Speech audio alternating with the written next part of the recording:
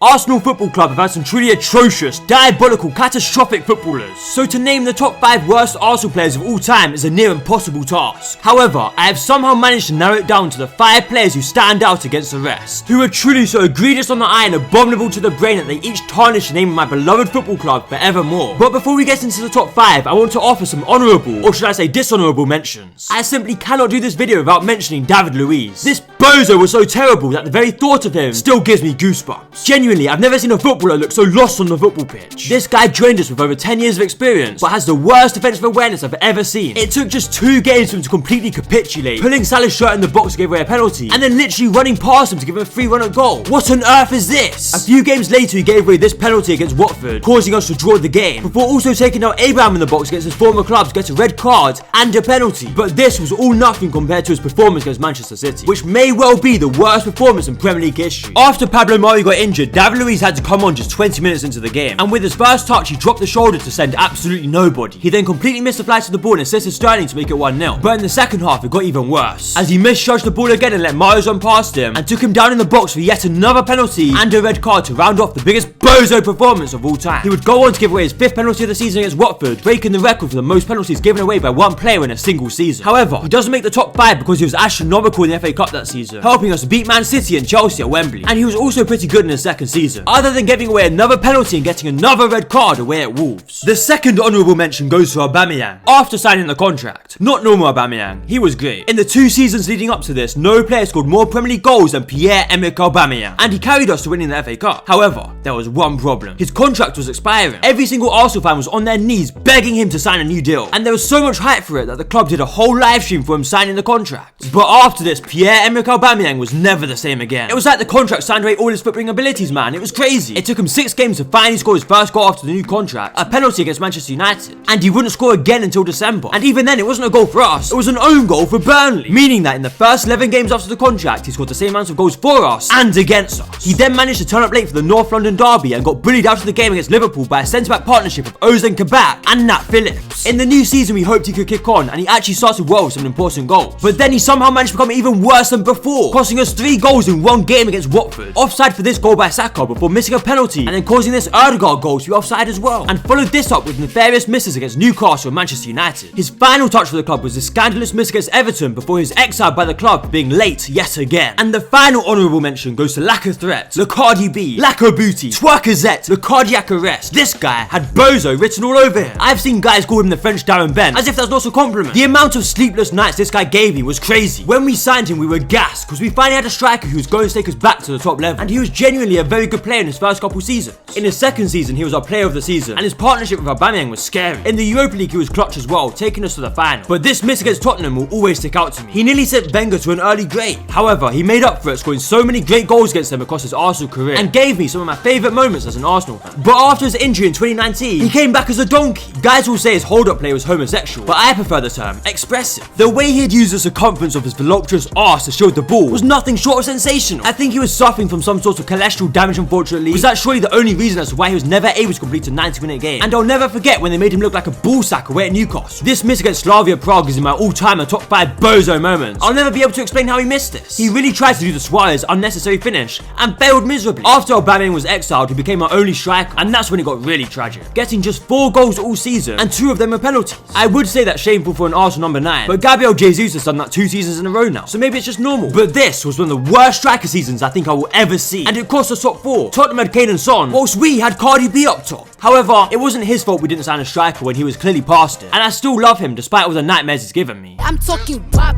wop, wop. Now those are 3 players who gave me countless trauma, but I still love them because they gave me even more great moments. Well, at least 2 of them did. But these next players, I'm afraid the same can't be said. Viewer discretion is advised, because we are now entering the deep, dark pits of Arsenal history. So here are the top 5 worst Arsenal players of all time. Number 5, Nuno Tavares. Who remembers Nuno Tavares at Arsenal? Watching this bozo try to play football was a sight to behold. This guy actually had talent, but unfortunately he was just cursed with footballing dyslexia. I've never seen a footballer make so many brainless decisions in my life. On the ball he was actually decent, and the way he would glide past players had some Arsenal fans fooled into thinking he was actually a competent footballer. But I've never seen a fullback so obsessed with shooting on their weak foot. I don't know what this guy expected to happen, but every time we saw him lining up a shot, we knew it was landing in Rose Ed. yet his technique is actually barbaric. And talking of barbaric, why the flip is this lad making love to his dogs? I remember being gassed when I saw him bully Trent here, but I think he must have been possessed by him like the Nike Switch advert, because who does he think he is playing the perfect pass to Diogo Jota? My jaw genuinely dropped to my knees watching this. I couldn't believe it. He also pulled off one of the biggest bozo performances of all time away at Nottingham Forest in the FA Cup third round, and managed to get himself hooked after just 30 minutes. It was truly remarkable how dreadful he was, and I've never seen anyone ever attempt this in a game before. I don't like slandering this guy because I actually liked him, but his performance against Manchester United probably best summed up his time at Arsenal. 2 minutes in, he scored his first competitive goal for the club, and then nearly broke his back trying to do a knee slide, but then he followed it up getting torn absolutely ragged by Elanga for the rest of the game. He also gave away a penalty pound ball, but fortunately Bruno Fernandes bottled it, and of course once again he smashed it with his weak foot into the stands. Obviously after one season Arteta had enough of him, and he's never played for the club again since. Hey yo, you absolute bozo! Why haven't you liked the video yet? Make sure to absolutely bukkake that like button and subscribe whilst you're at it. Thank you. Number 4, Rob Holding. If you thought Nuno Tavares was bad, Robert Holding was sent from the depths of footballing hell to haunt Arsenal fans forever. This man is genuinely my sleep paralysis demon. Him and his receding hairline hide in the shadows of my room, reminding me of the 7 years of trauma forever etched into my memory. Whether it be the 4-3 against Liverpool, the 4-0 against Liverpool, the 4-2 against Forest, the 3-0 against Liverpool, the 2-1 against Everton, this bozo's emphatically deplorable defending had me on the verge of ending it all. There was even one time we went to the Etihad with him in the middle of our defence, and it went about as well as you would have expected. We conceded 5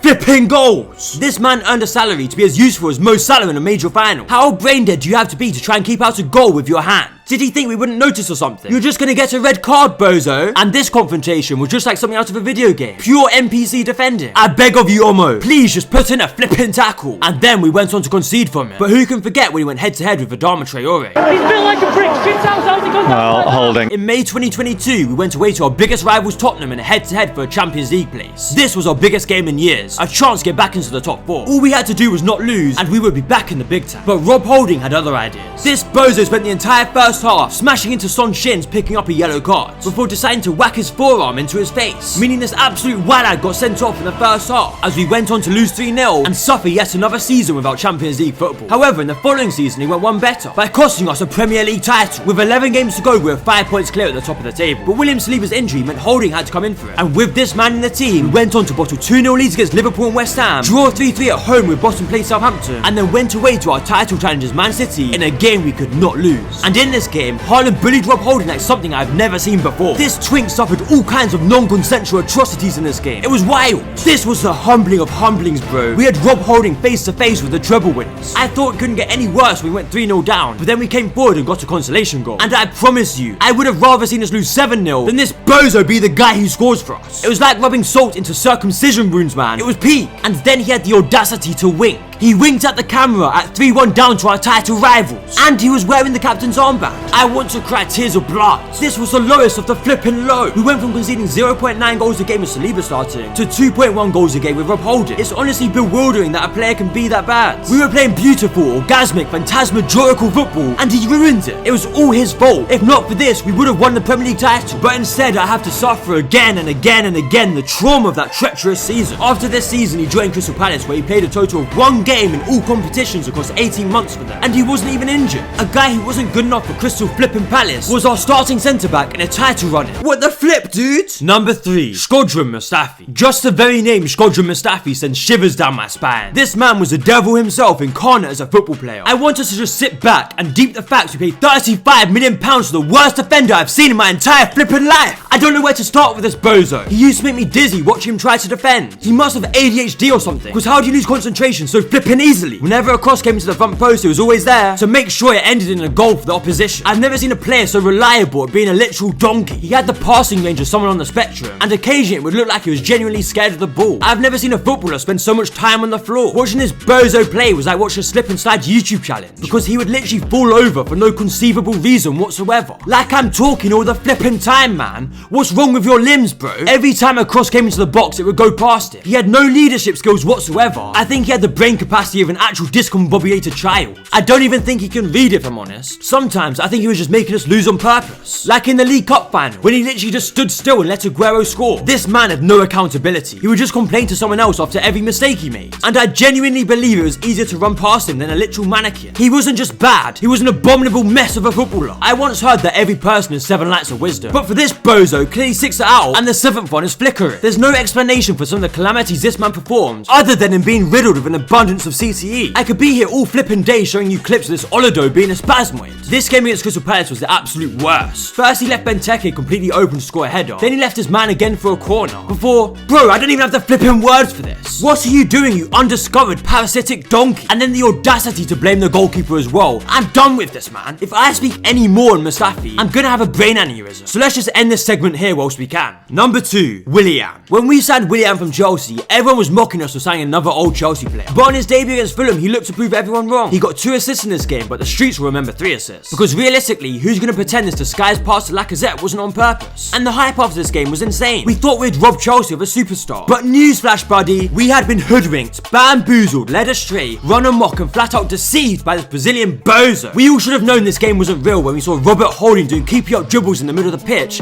almost assisting Lacazette. And after this game, Willian went on to become potentially the most useless player I've ever seen at my football club. Every week it was actually painful when I saw him in the starting lineup. He had to be sabotaging on purpose, because how is it even possible to send the ball that high without it being intentional? And I still can't decide if this shot was even worse. In the same game, almost sending it out for a throw-in. It was tragic. To this day, I still have shell shock from this man's performances. I'll never forget when we needed a goal in a European semi-final and Arteta subbed off Aubameyang for flipping Willian. You bring off Aubameyang and put on fucking Willian! And this man is a habitual liar. After he signed for us, he said this: I come to help. But the only thing he helped was bleach sales, so I could cleanse my eyes of his conspicuous displays. It took him 9 months to score his first goal for us in his 37th and final game for the club, not including the next pre-season when he turned up looking like this. And I genuinely didn't believe it was possible for anyone to ever be worse than him. Until now. Number 1, Raheem Sterling. Never in my life have I seen a worse footballer at Arsenal Football Club than Raheem Sterling. After back-to-back title challenges, we decided this was the man to add to our attack and take us over the line. And do you know how many Premier League goals he has this season? 0. He might actually beat Willian's record. We got this guy on a loan, and I still feel like we've been scammed. It's insane. Even when we gave him a pity penalty against Girona, he still couldn't flip and score. He's genuinely the most egregious, atrocious, deplorable, grievous, heinous, intolerable, nefarious, scandalous, shocking, diabolical, outrageous, dreadful, shameful, abominable, mentally deficient, despicable, catastrophic bozo I've ever seen set foot on a football pitch. Some of the things this rasclot, bumperclot, big batty bozo does blows my mind.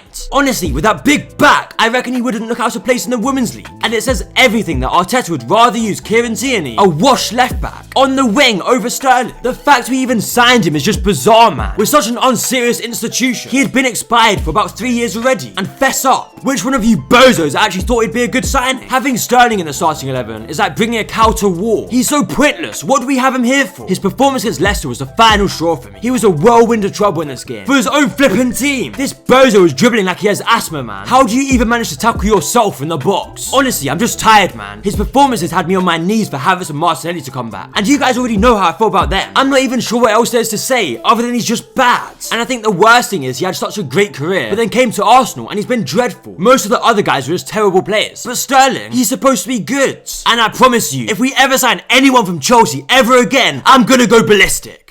Anyway, thank you very much for watching this video. If you enjoyed, make sure to like, share and subscribe, and comment who you think is the worst ever Arsenal player down below. I can't lie, I kept it pretty recent for the players in this video, but if you want me to dig deep into the archives, into the dark, dark web of Arsenal bozos, then make sure to show your support on this video, and I will make a part 2 of the worst Arsenal players of all time, with some lesser known, more forgotten players. Well, at least I wish I could forget some of them. Hey Gooners, it's Raheem here. Hey Raheem, Gunnar here.